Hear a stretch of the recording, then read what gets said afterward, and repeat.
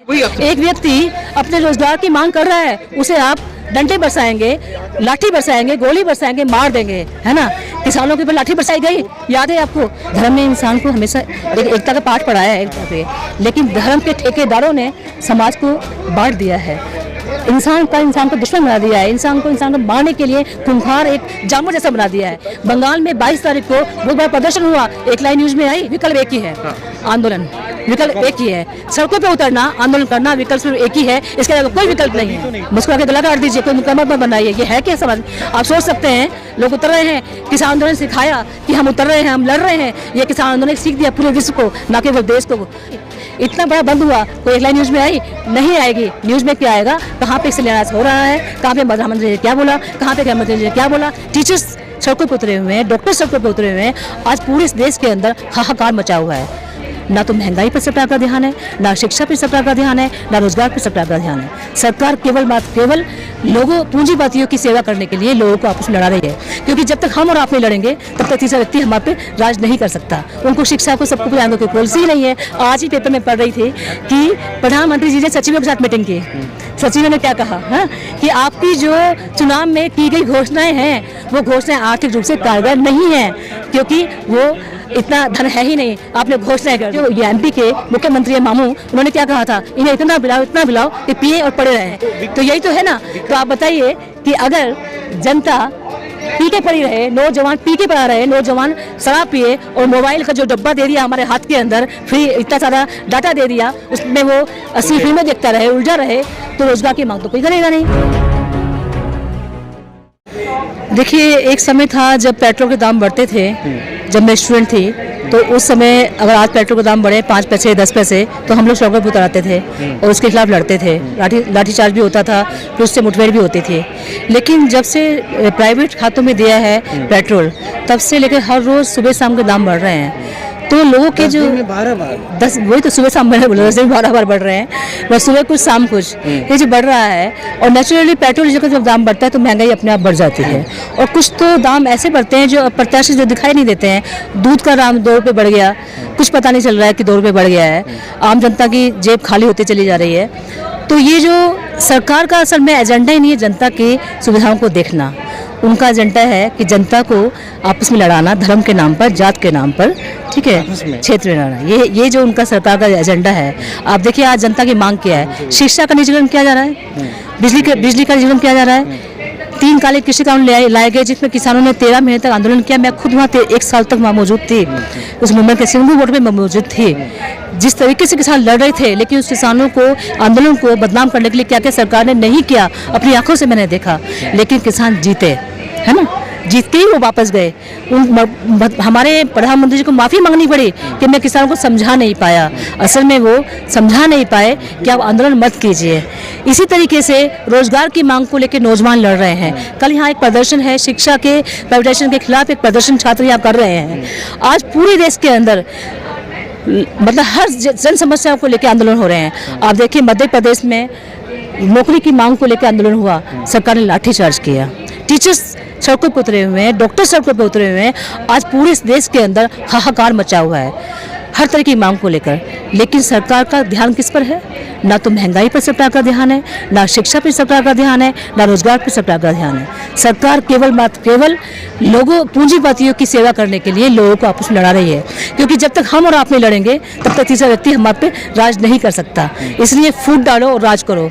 जबकि हर किसी के मुद्दे एक हैं। शहीद भगत सिंह ने क्या कहा था कि हमारा स्वार्थ सिर्फ एक ही है, हमारा केवल एक ही हित है। हम चाहे किसी भी नस्ल के हों, चाहे हिंदू है चाहे मुस्लिम है, हमारा कोई भी रंग हो, कोई भी जात हो, कोई भी धर्म हो, लेकिन हमारा एक ही हित है, शोषण के खिलाफ लड़ना। तो आज इस एक हित को हम डिवाइड नहीं, अगर नहीं करेंगे तो हम जीत नहीं सकते, सत्ता में काबिज नहीं हो सकते। इसे एक हित को हमें खत्म कर देना है। तो सरकार जनता की जो जेन्युइन समस्या है उस पर कुछ नहीं बोल रही है, क्योंकि उनका एजेंडा ही नहीं है। उनका रोजगार पैदा करने की कोई पॉलिसी नहीं है। उनको शिक्षा को सबको पिलाने की पॉलिसी नहीं है। आज ही पेपर में पढ़ रही थी कि प्रधानमंत्री जी ने सचिवों के साथ मीटिंग की। सचिव ने क्या कहा कि आपकी जो चुनाव में की गई घोषणाएं हैं, वो घोषणाएं आर्थिक रूप से कारगर नहीं है, क्योंकि वो इतना धन है ही नहीं। आपने घोषणाएं कर दी। आज ही पेपर में पढ़ के आई मैं सुबह। तो ये घोषणा वेल प्लान स्ट्रक्चर नहीं है, होगा भी कैसे? क्योंकि अभी हमें सिर्फ वोट लेना है, वोट लेने के लिए कुछ भी बोलिए, क्योंकि उससे पहले तो अमित शाह जी बोली गए कि जुमले हैं, तो जुमले तो बोले जा सकते हैं, जुमले को पूरा कहाँ करना है? पूरा तो करना ही नहीं है। इसलिए योजनाएं हैं, योजना आप देते रहिए, पूरा करने की बात तो बाद में, क्योंकि जनता तो भेड़ चाल है, सब कुछ भूल जाएगी। तो इसलिए मैडम अभी आपने बोला कि सरकार हारी, जो आपकी मांग थी एमएसपी पे कानून बनाना, वो तो बनाया नहीं। जो आपने नहीं मांगा उन्होंने, और जो दिया उन्होंने वापस ले लिया।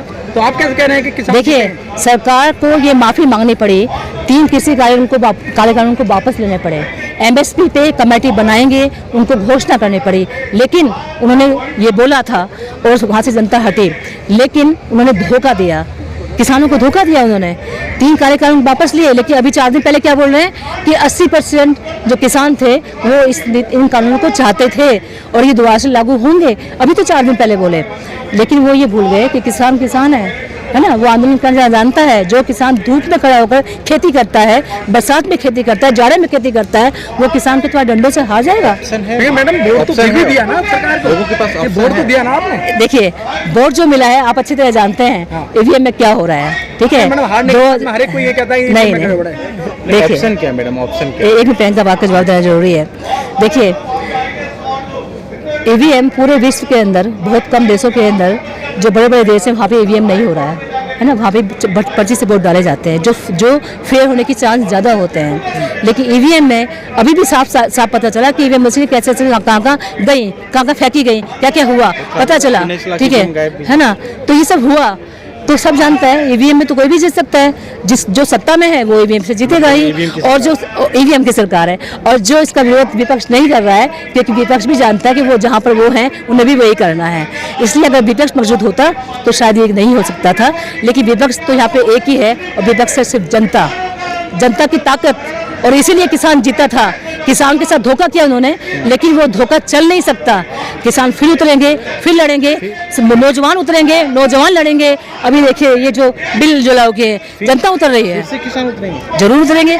किसानों के साथ जो धोखा किया गया है, तो क्या नहीं उतरेंगे वो लोग? जितनी भी सरकारें देश में हैं, चाहे वो आम आदमी की सरकार हो, चाहे कांग्रेस की हो, चाहे बीजेपी की हो, उन्होंने जनता का भला कहाँ किया है? केजरीवाल जी 200 यूनिट फ्री दे रहे हैं, लेकिन 300 पंजाब में, दिल्ली की बात कर रही हूँ, दिल्ली में 200 है, 300 पंजाब में किया, लेकिन केजरीवाल जी बिजली के निजीकरण का विरोध नहीं कर रहे हैं। शिक्षा का, स्कूल को अच्छा कर रहे हैं, बिल्डिंग अच्छा कर रहे हैं, लेकिन शिक्षा के निजीकरण का विरोध नहीं कर रहे हैं। तो इससे मतलब क्या है? सरकारें सभी एक ही हैं। सरकारें, हमारा देश बटा हुआ है, एक है आम जनता, एक है सरकार। आम जनता की लड़ाई जीतेगी, आम जनता लड़ेंगे, और वो इसका विकल्प सिर्फ यही है कि आम जनता मूवमेंट करे। आज भी घोषणा की उन्होंने 25% दारू पर पैसे कम कर दिए, वो तो करेंगे ही भाई। महंगाई तो दूध पे बढ़ेगी, महंगाई सब्जी पे बढ़ेगी, महंगाई आटे पे बढ़ेगी, क्योंकि वो इंसान खाता है। लेकिन अगर शराब आदमी को पिलाई जाए, इंसान को पिलाई जाए, बच्चों को पिला के बर्बाद किया जाए, तो वो जो दाम बढ़ रहे हैं खाने के, उसके खिलाफ कोई लड़ने वाला नहीं बना। मतलब ये एमपी के मुख्यमंत्री मामू, उन्होंने क्या कहा था, इन्हें इतना पिलाओ कि पिए और पड़े रहें, है ना, पिए और पड़े रहें। तो यही तो है ना। तो आप बताइए कि अगर जनता पी के पड़ी रहे, नौजवान पी के पड़ा रहे, नौजवान शराब पिए, और मोबाइल का जो डब्बा दे दिया हमारे हाथ के अंदर, फ्री इतना सारा डाटा दे दिया, उसमें वो 80 फिल्में देखता रहे, उलझा रहे, तो रोजगार की मांग तो कोई करेगा नहीं, ना ही कोई महंगाई की मांग करेगा। तो अच्छा है ना सरकार के लिए। तो सरकार तो ये चाह रही है, इसे दारू तो कम करे। विकल्प एक ही है, आंदोलन।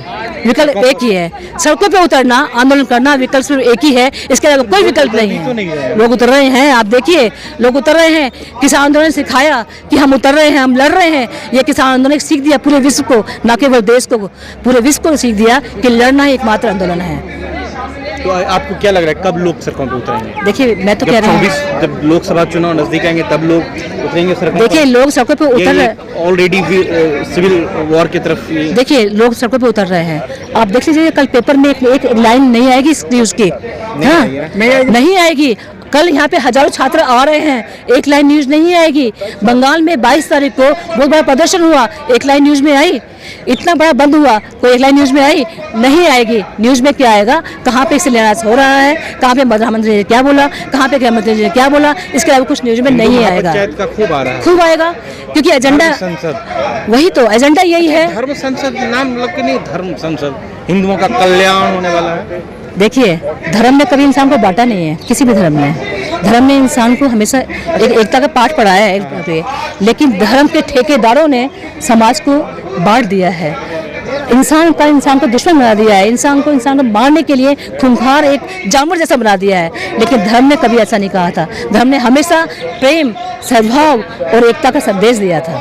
अनुराग ठाकुर ने कहा, जो स्पीच दी थी हेट स्पीच, कोर्ट ने कहा मुस्कुरा के गाली दिया है, तो इसलिए कोई मुकदमा नहीं बनता है, बरी कर दी उनको। मुस्कुरा के गला काट दीजिए, कोई मुकदमा मत बनाइए, ठीक है। मुस्कुरा के गला काट दीजिए, कोई मुकदमा मत बनाइए। ये है क्या समझ? आप सोच सकते हैं कि मैं कोर्ट के खिलाफ नहीं जाऊंगी, लेकिन ये क्या है? इस तरह के बयान कैसे आ सकते हैं? एक व्यक्ति अपने रोजगार की मांग कर रहा है, उसे आप डंडे बरसाएंगे, लाठी बरसाएंगे, गोली बरसाएंगे, मार देंगे, है ना। किसानों के ऊपर लाठी बरसाई गई, याद है आपको? एमपी के अंदर रोजगार की मांग को लेकर युवा लड़ रहे थे, लाठी बरसाई गई। तो लाठी बरसाएंगे वो जब आप अपनी जीवन की मांग को मानेंगे, लेकिन वो लाठी तब नहीं बरसाएंगे जब आपको लड़ाएंगे आपस में। क्या कोर्ट इस समय गवर्नमेंट के अंदर में काम कर रही है, प्रेशर में है कोर्ट?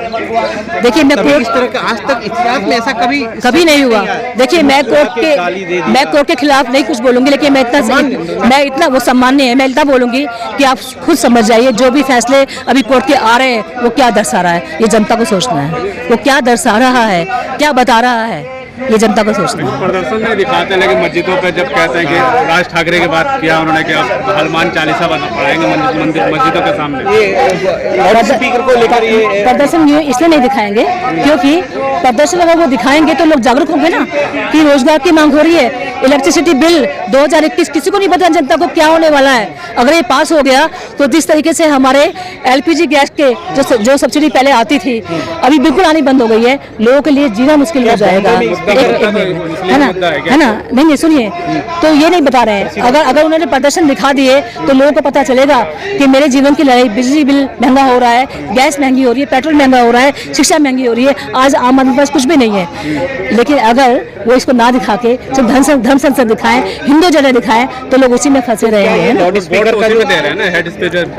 वोट आप और हम नहीं दे रहे हैं, वोट EVM दे रही है। मुझे एक बात बताइए मैम प्लीज, लाउड स्पीकर की जो बात कही जा रही है, क्या अब मस्जिदों में अजान नहीं होगा, या इस तरह की जो लगातार होती थी अजान है, वो कह रहे हैं कि लाउड स्पीकर हटाना पड़ेगा, इस तरह की बातें? देखिए, मैं आपको पहले ही बोल चुकी हूँ और मैं दूसरे भी उनको बोल चुकी हूँ कि देखिए, ये एजेंडा हिंदुत्ववादी एजेंडा, इसलिए राष्ट्र बनाने का हिंदुत्ववादी एजेंडा लेके वो चल रहे हैं, इनकी पॉलिसी यही है।